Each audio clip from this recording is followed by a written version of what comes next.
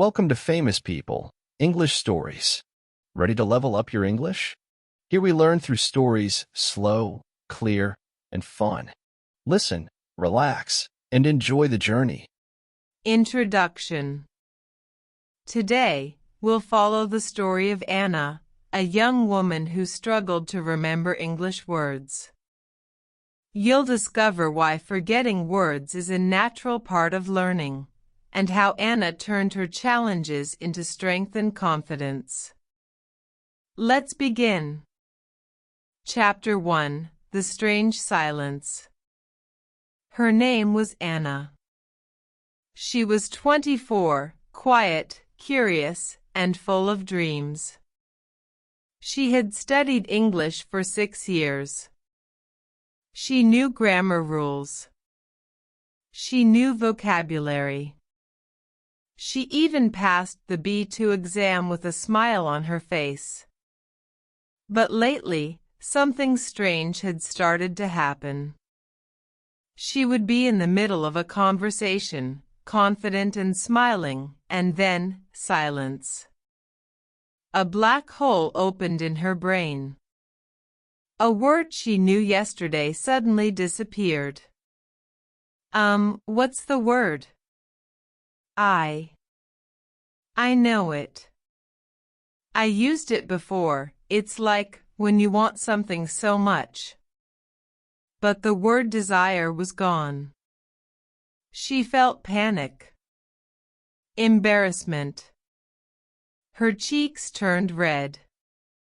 The person she was speaking to waited politely. Anna laughed nervously, gave up, and changed the sentence. Again. This didn't happen just once. It happened every day now. On the bus, she wanted to ask the driver a simple question. But the word for change vanished. At work, she wanted to say she was exhausted, but she only remembered tired. Even in her dreams, English words floated just out of reach, like balloons she couldn't catch. Anna started to feel like something was wrong with her. Did she have memory problems? Was she too tired? Was she losing her English? One evening, after another awkward pause during an English call with a client, Anna sat on her small couch, holding a cup of tea in her hands. The tea was cold now, untouched. She whispered to herself, "Why do I keep forgetting English words?" Her cat, Luna, jumped onto her lap and purred. But even Luna couldn't answer that question. Anna opened her old English notebook. She had pages of words, lists, exercises. She read them aloud. They seemed familiar, but also distant, like old friends who had moved away. She tried to remember what learning English used to feel like. Exciting. Challenging. Fun. Now, it felt like chasing shadows.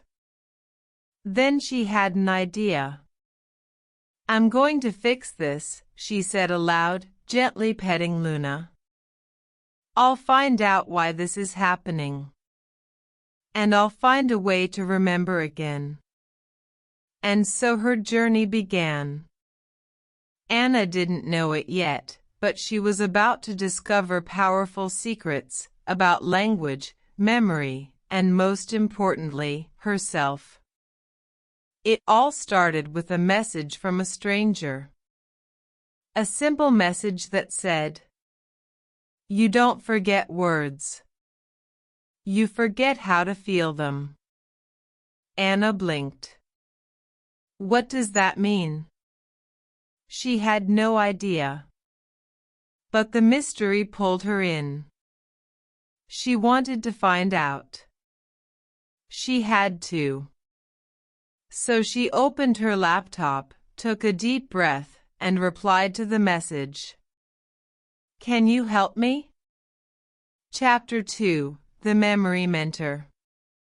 Anna stared at her laptop screen. The message still blinked at her. You don't forget words. You forget how to feel them. What a strange sentence. Her fingers hovered over the keyboard. Finally, she typed, Can you help me? A reply came almost instantly. Meet me tomorrow. 10 a.m. Central Library. Back garden. Where something read. Anna's heart raced. Was this real? Was this safe? But something about the message felt kind. It didn't feel like a trap. It felt like a clue. The next morning, she wore a red scarf and arrived early. The garden behind the library was quiet. A fountain trickled in the corner. Birds chirped in the trees. Anna waited. After 10 minutes, a woman in her 40s walked up to her. She had silver hair, glasses, and a warm smile. You must be Anna, the woman said. Anna blinked. Yes. Are you? You can call me Eve, she said. I help people who think they forget English. Anna looked confused. So, it's not just me? Eve laughed softly. Oh no. It's many, many people. You study. You memorize. You pass tests. But when it's time to speak, you freeze. Words disappear. You feel like your brain is empty. Yes? Anna nodded quickly. Exactly. It makes me feel stupid. You are not stupid, Eve said firmly. Your brain is protecting you. Anna frowned. Protecting me? From what? From fear. From pressure. From judgment. Words are not just data. Words are feelings. You remember best when you feel safe, relaxed, playful. Eve pointed to the garden. See that child playing with a stick? She's learning about the world through joy. That's how you learned your first language. English must become a friend again, not a test. Anna sat quietly. Her heart felt heavy and hopeful. So what do I do? She asked. Eve handed her a notebook. It was soft, brown, and smelled like old paper. I want you to write 1 word a day, Eve said. But not just write it. Draw it. Feel it. Tell a story about it. Use color. Use sound. Sing it if you want. Anna raised an eyebrow. That sounds weird.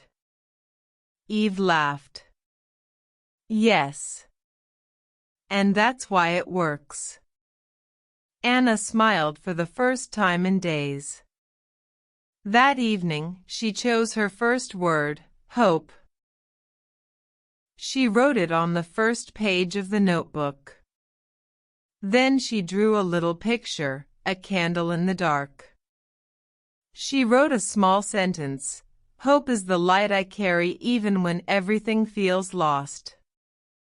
Then she read it aloud. Twice. Slowly. With her hand on her heart. Strangely, the word felt warm now. It didn't feel like just letters.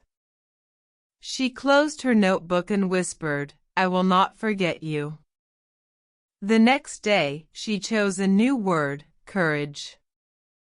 She drew a lion. She made a list of brave things she'd done. She smiled. She said the word in the mirror. And then something happened. The next time Anna spoke to someone in English, the word hope popped into her head, not with panic, but like a friend waving hello. She used it naturally. No fear. No freezing. Just flow. It wasn't magic. It was emotion. She remembered Eve's words, "You don't forget words. You forget how to feel them."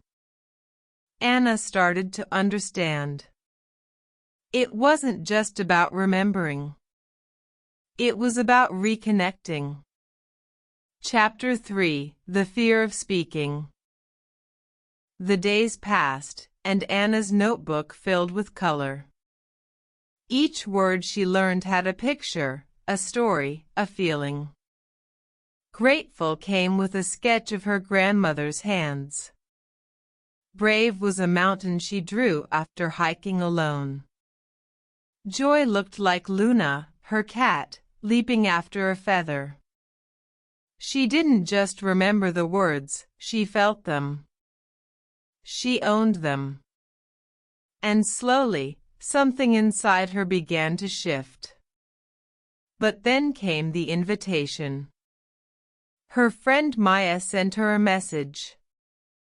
"Hey, Anna. There's an English storytelling night this Friday. You should come. Maybe even tell a short story?" Anna's heart skipped. Tell a story? In front of people? In English? Her fingers trembled on the screen. She typed, "Haha, no way. I'd forget every word on stage." Then she deleted it. Instead, she replied, "Maybe. I'll think about it." That night, Anna couldn't sleep. She lay in bed, staring at the ceiling, her notebook on her chest. "I can't do this," she whispered. "What if I forget everything again? What if I freeze? What if they laugh?" Luna meowed and curled beside her. Anna sighed. The next morning, she met Eve in the garden again. "I got invited to speak at a storytelling night," she said quietly. "It's small. But I'm scared." Eve smiled. "Good. Fear means you care. But what if I mess up?" "You will," Eve said simply. "And it's okay. Mistakes are not the end. They are the beginning." Anna looked down at her shoes. "I don't want to forget again." Eve leaned in. "Then don't try to remember every word. Speak from feeling. Speak from truth. Let the words come from your heart, not from a perfect script."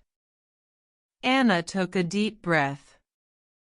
That night, she chose a word for her next page, voice. She drew a girl standing on a stage with her hand on her chest. She wrote, "My voice is not perfect. But it's mine. And it matters." Friday came quickly.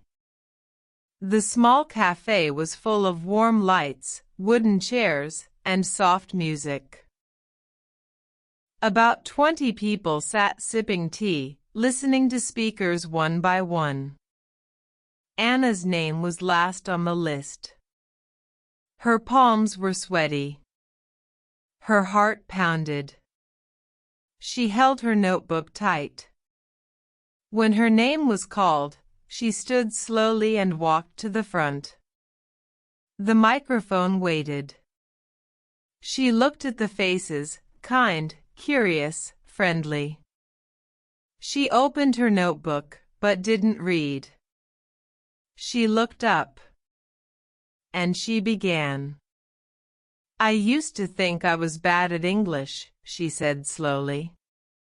"Words would disappear when I needed them most. I felt stupid. Broken." She paused. "But then I learned. I wasn't broken. I was just afraid.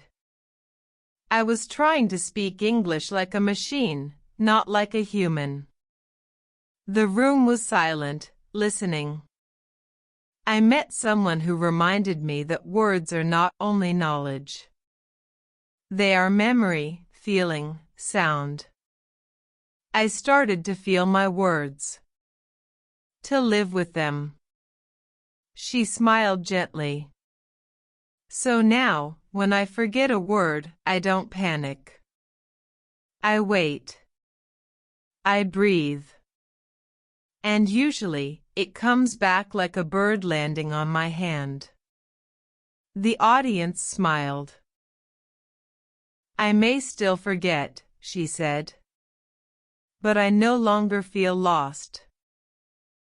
She ended with a short sentence she'd written that morning. "English is not a test I must pass. It's a path I choose to walk, one word at a time." Applause filled the cafe. Anna stepped down, her heart racing, but it was not fear. It was joy. She had done it. She didn't forget. She remembered everything that mattered. That night, she added a final word to the week's page, proud. She drew a star. And she smiled. Chapter 4: A New Beginning. Anna sat at her favorite cafe table, her notebook open beside her tea. She stared at the word she had just written in careful letters. Purpose. She underlined it slowly. Then she drew a sunrise behind it. It had been 2 months since her storytelling night. 2 months of choosing words, drawing them, living with them. She hadn't stopped. English didn't feel like a wall anymore. It felt like a door. A door she had opened. But something new had started growing inside her. A question. What if I'm not the only one who needs this? She thought of her old classmates, the ones who always stared at their textbooks but never spoke in class. She remembered her coworker Ravi, who had lived in the country for 5 years but still hesitated before every phone call in English. They weren't lazy. They were scared, just like she had been. The idea made her heart race. So she wrote an email to her local library. "Hello, I'm Anna. I would like to offer a small English class, different from traditional lessons. I want to help people reconnect with words emotionally, not just academically. Please let me know if this could be possible." She hit send and held her breath. 3 days later, the library replied, "We'd love to host your sessions. Let's set a date." Anna couldn't believe it. She called Eve the same day. "I'm not sure I can do this," she said. "I'm not a teacher. I'm still learning." Eve laughed. The best teachers are always learning. Anna asked, "What if no one comes?" Then you teach yourself, Eve said. And trust me, they'll come. A week later, Anna stood in the small library meeting room, her notebook open on a table, colorful markers in a jar beside it. She waited. And then, people began to arrive. First, a shy teenager named Noor, who whispered her name so softly Anna had to lean in to hear it. Then, a middle-aged man named Carlos, holding a Spanish-English dictionary. Next came May, a mother with 2 children, one on each arm. In total, 7 people sat in a circle. Anna looked at them, her hands shaking slightly. She took a breath. Then she spoke the first sentence of her new journey. "Welcome," she said, slowly and clearly. "In this room, we don't memorize words. We feel them. We draw them. We sing them. We live them." Some people smiled. Some looked confused. But no one left. That first day, the group chose one word, home. Everyone drew something. Noor drew a cloud in the sun. Carlos drew a guitar. May drew a bowl of soup. Anna drew her notebook. And then they talked. They shared their drawings. They used new words, imperfectly, but without fear. Week after week, the group grew. Laughter echoed in the room. People brought their own notebooks. They didn't just learn English. They fell in love with it. One evening, after class, Noor stayed behind. She looked at Anna and said softly, "I used to think I was bad at English. Now, I think I was just afraid." Anna smiled. She had heard those words before. And now, someone else was saying them. That night, she wrote a new word. Ripple. She drew a small stone dropping into water, the waves spreading out. Because that's what she felt. She was no longer just remembering English. She was becoming part of something bigger. Chapter 5: When Words Disappear Again. The classroom was quiet. Anna stood at the front, her notebook in hand, facing 12 eager faces. Tonight's word was supposed to be dream. A big word. A beautiful word. But her mouth was dry. Her thoughts were tangled. And suddenly, for the first time in weeks, she couldn't find the words. She blinked. Looked at her notes. Blank. Her hands trembled. She began, then stopped. The room watched her in silence. Inside, her mind was racing. What's happening? Why now? I've been doing so well. She laughed nervously. Sorry, everyone. Give me just a second. She stepped to the side and took a deep breath. But the words still wouldn't come. She felt like the old Anna again, lost, frozen, afraid. When the session ended early that night, she packed her things quickly, avoiding eye contact. Noor came up to her, concerned. Anna, are you okay? Anna forced a smile. I'm just tired. She went home, locked the door, and cried. How could this happen? She whispered into the dark. I thought I was better.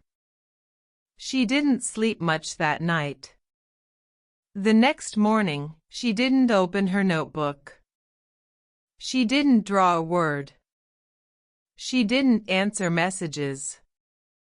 By the third day, she was ready to cancel the next class. But then, an envelope slid under her door. She opened it slowly. Inside was a small drawing, a sun rising behind a mountain. Next to it, written in careful letters. Even the sun hides sometimes, but it always returns. Please come back.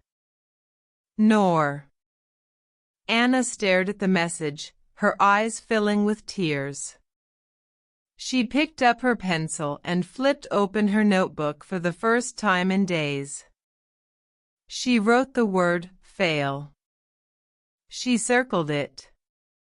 Then slowly, underneath it, she wrote a step, not the end. She drew a foot stepping onto a small stone path. That evening, she called Eve. I forgot everything, she said. Eve paused. No, you didn't. Anna frowned. I couldn't speak. I froze. You remembered something deeper, Eve said softly. You remembered what fear feels like. That makes you even better. Even more human. But what if it happens again? It will, Eve replied. And you'll walk through it again. You know the way now. Anna sat with those words. And then she smiled. She picked up her markers. The next class, she arrived early. She wrote a new word on the board. When the group arrived, she welcomed them gently. I want to share something with you today, she said. 3 days ago, I forgot how to speak. I was afraid again. And for a moment, I felt like I had failed. She paused. But then, I realized silence is not failure. It's part of learning. Sometimes, words need space. Sometimes, we need stillness. She turned to the board. So today, our word is silence. What does it mean to you? They talked about it. They drew it. Carlos drew a beach at night. May drew a baby sleeping. Nor drew a girl sitting with her eyes closed. Anna drew her own face with her hand on her heart. The group didn't just learn a new word that day. They learned something more, that forgetting wasn't the enemy. That silence could speak. That even in the quiet, they were still growing. That night, Anna added one last word to her page, resilience. She drew a tree bending in the wind, but not breaking.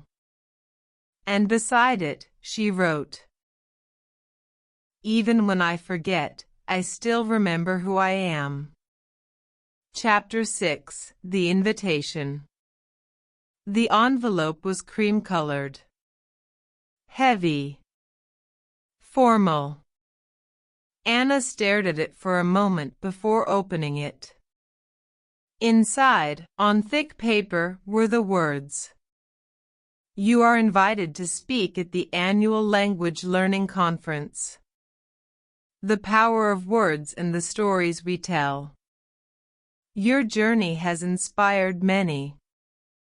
We would be honored to have you share it. Anna read the words again. Then again. Then she laughed. Out loud. Me? Speak? At a conference?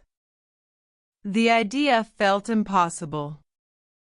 She remembered her first class, where she couldn't even say the word dream. She remembered freezing, panicking, forgetting. But deep down, she also remembered something else. She remembered coming back. She remembered the people who stayed. And she remembered Noor's note, the sun hiding, but always returning. Still, her hands trembled as she picked up the phone and called Eve. I got invited to speak at a conference. There was silence on the other end. Then, Anna, that's incredible. I don't know if I can do it, she admitted. Why not? What if I freeze again? What if my words disappear? Then speak from the silence, Eve said softly. That's where your truth lives. Anna thought about that. She accepted the invitation. The following weeks passed in a blur of nerves and notebooks. She wrote her speech, then rewrote it. Practiced in the mirror. Recorded herself. Forgot lines. Panicked. But she didn't give up. And then, the day came. The auditorium was full. People from all over the world. Teachers. Learners. Authors. And Anna. Standing backstage, holding her notes, her heart pounding. The host called her name. Applause. Spotlights. Anna stepped into the light. She stood at the podium, looked out at the faces, and opened her mouth. Nothing came out. Her notes blurred. Her breathing quickened. Her hands shook. And then she closed her eyes. She placed a hand on her chest. In the silence, she remembered her first word. The one she drew, long ago, hope. She opened her eyes. And she began. Hello. My name is Anna. I am not an English teacher. I am a forgetter, a drawer, a dreamer. And I used to think forgetting words meant I was failing. The room was still. But now, I know, it means I'm growing. She told them her story. The cafe. The notebooks. The class at the library. The night she froze. The morning she returned. She showed drawings from her students, Noor's clouds, Carlos's guitar, May's soup. She held up her notebook and said, "In these pages are not just words. They are my journey. My fears. My silence. And my rediscovery." She looked at the audience and asked, "How many of you have forgotten a word in English?" Every hand went up. She smiled. Then we're all learning. And we're all brave. The applause was thunderous. Afterward, people came to her. A woman from Brazil said, "Your story is mine too." A man from Japan whispered, "You gave me courage." A teenager said, "I thought I was alone. I'm not." That night, back in her hotel room, Anna opened her notebook one more time. She wrote a new word, voice. She drew a microphone turning into a bird, flying from her heart. Beneath it, she wrote, Even when I forget the words, I still have something to say. Chapter 7, Full Circle. The library was warm with afternoon light. Anna stood by the window, notebook in hand, watching the shadows stretch across the floor. The classroom was quiet now, empty. The same room where she once forgot the word dream. The same room where she learned to speak again. The same room where a dozen students became a family. Today was her last day. A new job awaited her. She would be leading a program across the city, helping immigrants and refugees find their voice in English. A bigger step.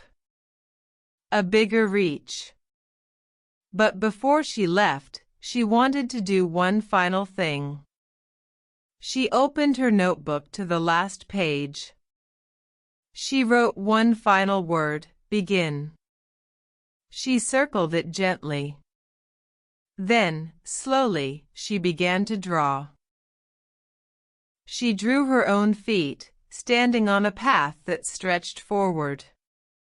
Behind her, sketches of old pages, hope, fear, silence, voice. Ahead of her, a sun rising, not fully visible, but glowing. And then she turned the page over and began writing a letter. It was addressed to the next teacher, whoever they might be. Dear teacher, if you are holding this notebook, then you are standing where I once stood. Afraid, uncertain, hopeful, excited, maybe all at once. I want you to know, you don't need to be perfect to make a difference. You don't need all the answers. You just need to listen, to care, to let others find their words, even if they forget them sometimes. Especially if they forget them. I used to think forgetting was failure. But it's not. Forgetting is a sign of trying.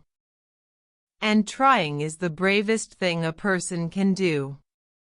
Every mistake, every silence, every blank page, it's all part of the journey. Let your students draw their dreams. Let them share their stories. Let them begin. Because in this room, magic happens. Thank you for continuing the story. With hope, Anna. She closed the notebook and placed it gently on the shelf. The room felt full, even in its silence. Before she left, she turned one last time and whispered, "Thank you." As she walked through the doors, she found Noor, Carlos, May, and others waiting outside. They had come to say goodbye. Noor handed her a small package. Inside was a journal, with a hand-drawn cover, a sun rising behind a tree. "Your new beginning," Noor said softly. Anna hugged her. "Thank you." She looked at each of them. "You were my teachers, too," she said. "I learned from all of you." They smiled.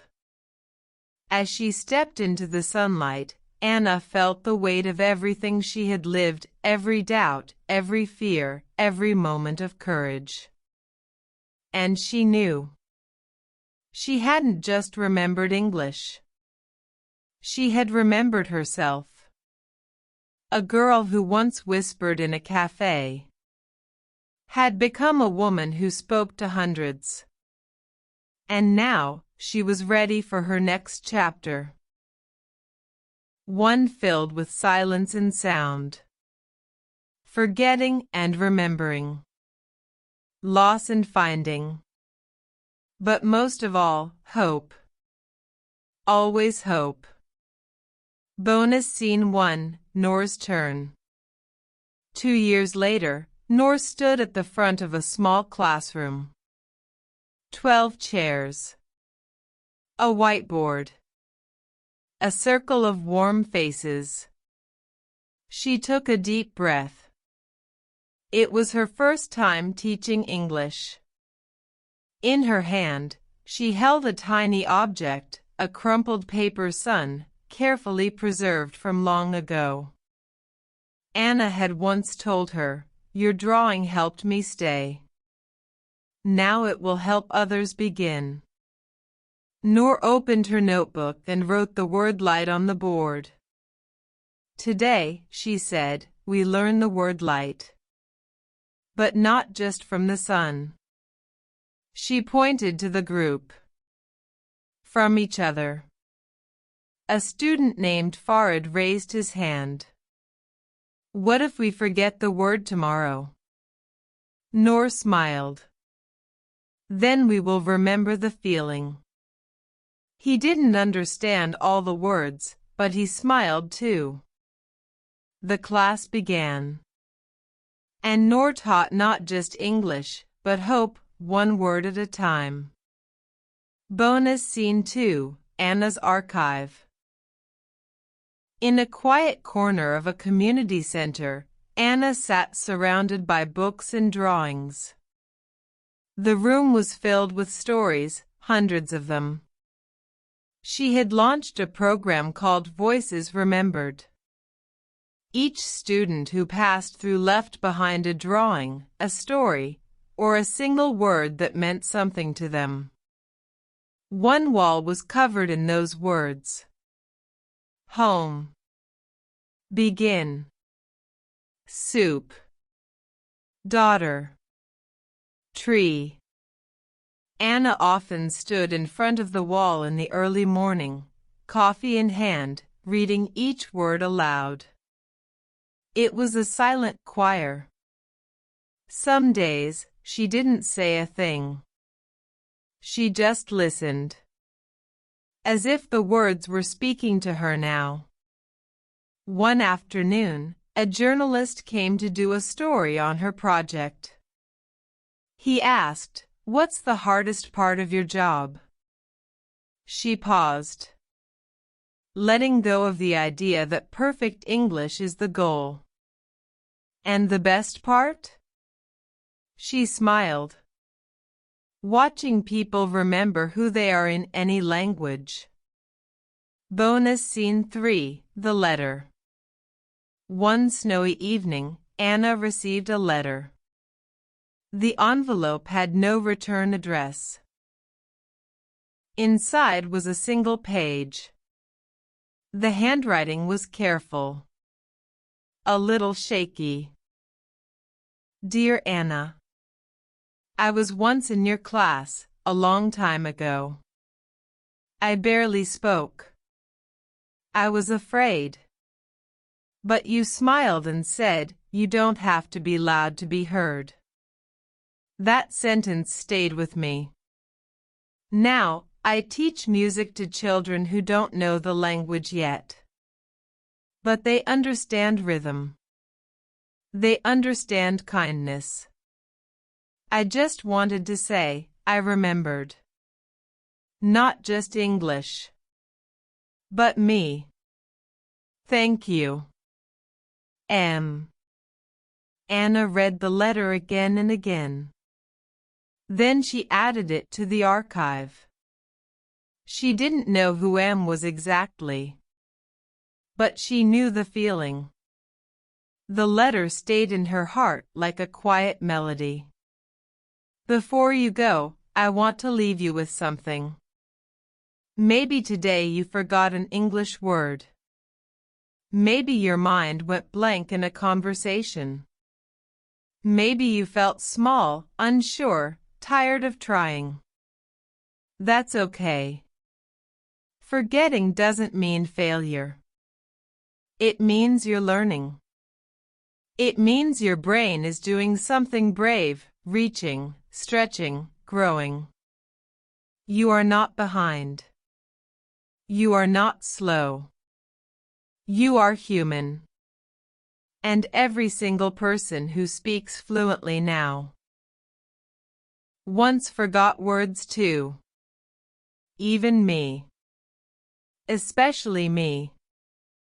So if your voice shakes, use it anyway. If your words vanish, pause and smile. They will return. And if you ever feel alone, remember this story. Remember Anna. Remember Noor. Remember that courage is not speaking perfectly, it's speaking again, even when you're afraid. Your words matter. Your story matters. And you are becoming stronger every time you try. So keep going. Keep dreaming. Keep beginning. We're all learning together.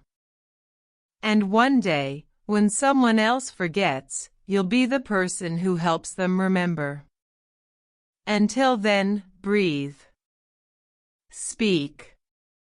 And never stop believing in the power of your voice. If this story helped you feel seen or inspired, don't forget to like the video, subscribe, and share it with someone who's learning English too. Let's grow together, word by word, story by story.